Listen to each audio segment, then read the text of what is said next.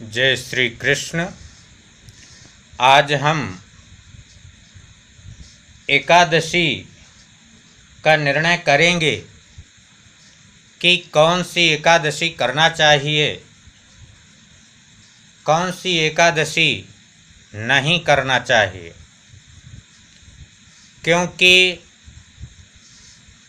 एकादशी प्रत्येक पक्ष में आती है और अधिक वैष्णव या गृहस्थी सभी लोग एकादशी अधिकतर करते ही हैं। तो इसका वास्तविक निर्णय शास्त्र का क्या मत है, ये जानना अत्यंत आवश्यक है, जिससे आप अपने हाथ ही शुद्ध रूप से एकादशी व्रत का निर्णय कर सकेंगे। और जो भी विद्वज्जन इसको देखेंगे वे भी किसी को यदि परामर्श देते हैं तो वे भी उचित परामर्श दे सकेंगे। इसलिए एकादशी के व्रत का निर्णय अत्यंत आवश्यक है। आइए देखते, पहले हम श्लोक देखेंगे और बाद में इसका अर्थ देखेंगे। एकादशी यदा नष्टा द्वादशी सकला भवेत्, उपोष्या द्वादशी शुद्धा त्रयोदश्यां तु पारणम्, उदयैकादशी स्वल्पा अन्ते चैव त्रयोदशी, मध्ये तु द्वादशी पूर्णा तिस्पृहा हरिप्रिया, ये तामुपोष्य सद्यस्तु द्वादशी विष्णुवल्लभा, एकामुपोषयेत्तां य सहस्रव्रततः फलं, सहस्रगुणितं पुण्यं त्रयोदश्यां तु पारणम्, दशमी वेदसंयुक्ता हन्ति पुण्यं पुराकृतम्। एकादशी यदा नष्टा, जैसे मान लीजिए कि किसी समय एकादशी तिथि की हानि है और व्रत रहना है एकादशी का, और पंचांग में एकादशी तिथि की हानि है। अब कौन सा व्रत करें? तो उसके लिए बताया जा रहा है कि एकादशी यदा नष्टा, जब एकादशी की हानि हो और द्वादशी सकला भवेत्, संपूर्ण द्वादशी तिथि हो, तो उपोष्या द्वादशी शुद्धा, तो उस स्थिति में उस समय द्वादशी तिथि को ही व्रत रहना चाहिए।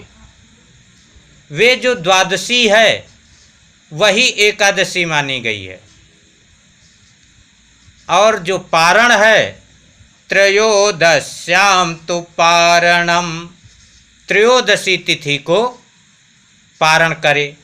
जैसे एकादशी की हानि है, द्वादशी है और पूरी द्वादशी है, तो उस समय द्वादशी तिथि का ही व्रत करना चाहिए और त्रयोदशी का पारण करना चाहिए। ये तो बात हुई जब एकादशी की हानि हो। अब जैसे मान लीजिए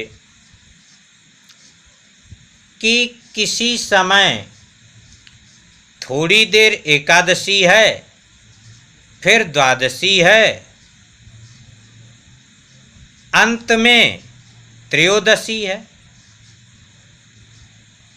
तो क्या करें? तो उदयैकादशी स्वल्पा अन्ते चैव त्रयोदशी मध्ये तु द्वादशी पूर्णा तिस्प्रिया हरिप्रिया।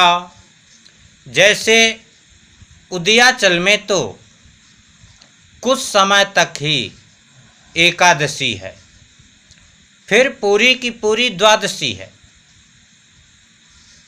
और इसके बाद अंत में त्रयोदशी है। तो यदि ऐसी तिथि है तो इसको त्रिस्प्रिया एकादशी बोलते हैं कि उदय में एकादशी थोड़ी हो, अंत में त्रयोदशी और मध्य में द्वादशी हो। ऐसा योग तब पड़ता है जब द्वादशी की हानि होती है। तो उस एकादशी की त्रिस्प्रिसा, उस एकादशी को क्या कहते हैं? त्रिस्प्रिसा। वे त्रिस्प्रिसा एकादशी होती है। और ऐसी एकादशी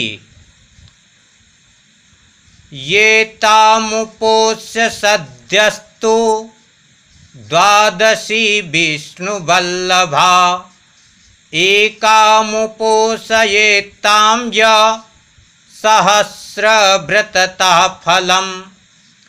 इस प्रकार की जो एकादशी होती है, ये एकादशी व्रत के योग्य और साथ साथ में भगवान विष्णु को अत्यंत प्रिय होती है। ये जो एकादशी त्रिस्प्रिसा एकादशी है, ये भगवान विष्णु को अत्यंत प्रिय होती है। सहस्रगुणितं पुण्यम त्रयोदश्यां तु पारणम। ये एक त्रिस्प्रिसा व्रत करने से, एक त्रिस्प्रिसा जो एकादशी हुई, इसका व्रत करने से 1000 व्रत के समान फल की प्राप्ति होती है। इसलिए त्रिस्प्रिसा एकादशी बहुत ही उत्तम मानी गई, क्योंकि इसका 1000 गुना पुण्य है। और इसमें भी त्रयोदशी को पारण करना उचित है। और त्रिस्प्रिसा एकादशी को छोड़कर अन्य एकादशी में द्वादशी को पारण करना ही चाहिए, उसमें द्वादशी को पारण उचित है। लेकिन अब इसमें ये बता रहे हैं कि दशमी वेद संयुक्ता हन्ति पुण्यम पुराकृतम। जो दशमी वेदी एकादशी, यदि कोई व्यक्ति दशमी वेदी एकादशी करता है तो उसके पहले के किए हुए पुण्य भी नष्ट हो जाते हैं। इसलिए किसी भी स्थिति में दशमी वेदी एकादशी नहीं करना चाहिए। जय श्री कृष्ण। वीडियो को लाइक शेयर सब्सक्राइब करें और इस वीडियो को अधिक से अधिक शेयर करें, जिससे यह जानकारी सभी वैष्णव भक्तों को, गृहस्थों को जो भी एकादशी से संबंध रखते हैं, उन सभी को ये जानकारी प्राप्त हो सके। जय श्री कृष्ण।